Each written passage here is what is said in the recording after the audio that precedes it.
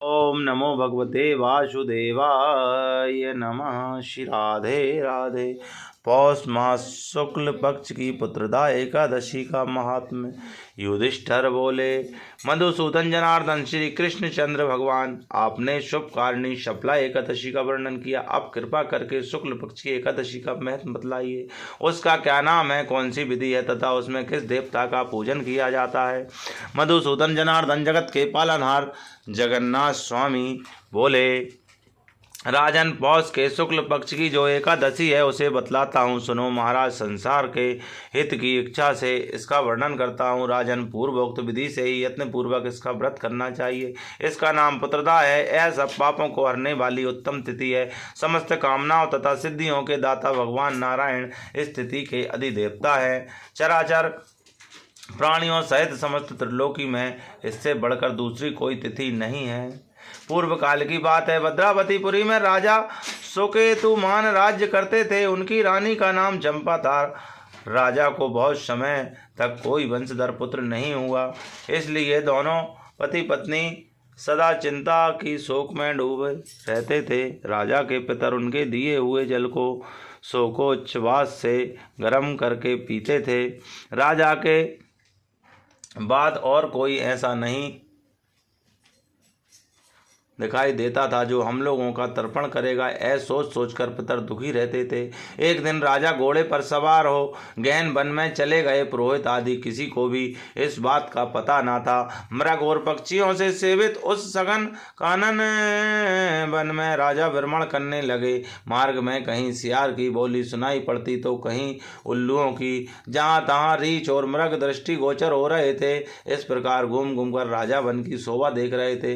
इतने में दोपहर हो गया। राजा को भूख और प्यास सताने लगी। वे जल की खोज में इधर उधर दौड़ने लगे।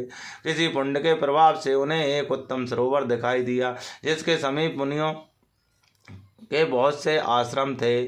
शोभाशील नरेश उन आश्रमों की ओर देखा।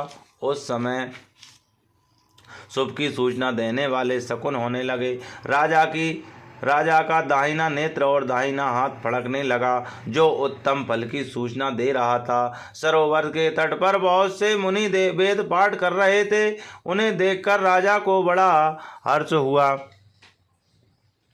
वे घोड़े से उतरकर मुनियों के सामने खड़े हो गए और पृथक पृथक उन सब की वंदना करने लगे। वे मुनि उत्तम व्रत का पालन करने वाले थे। जब राजा ने हाथ जोड़कर बारंबार दंडवत किया तब मुनि बोले, राजन, हम लोगों पर तुम प्रसन्न हैं। राजा बोले, आप लोग कौन हैं, आपके नाम क्या हैं तथा आप लोग किस लिए यहाँ एकत्रित हुए, ऐसा सब सच सच बतलाइए। मुनि बोले, राजन, हम लोग विश्वदेव हैं, यहाँ स्नान के लिए आए हैं। माघ निकट आया है। आज से 5वें दिन माघ का स्नान आरंभ हो जाएगा। आज ही पुत्रदा नाम की एकादशी है, जो व्रत करने वाले मनुष्यों को पुत्र देती है। राजा ने कहा, विश्वदेवगण, यदि आप लोग प्रसन्न हैं तो मुझे पुत्र दीजिए। मुनि बोले, राजन, आज के ही दिन पुत्रदा नाम की एकादशी है।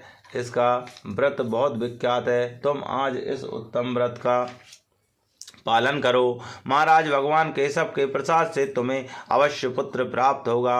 भगवान श्री कृष्ण कहते हैं, युधिष्ठिर जी, इस प्रकार उन मुनियों के कहने से राजा ने उत्तम व्रत का पालन किया। महर्षियों के उपदेश के अनुसार विधि पूर्वक पुत्रदा एकादशी का अनुष्ठान किया। फिर द्वादशी को पारण करके मुनियों के चरणों में बारंबार मस्तक झुकाकर राजा ने अपने घर आए।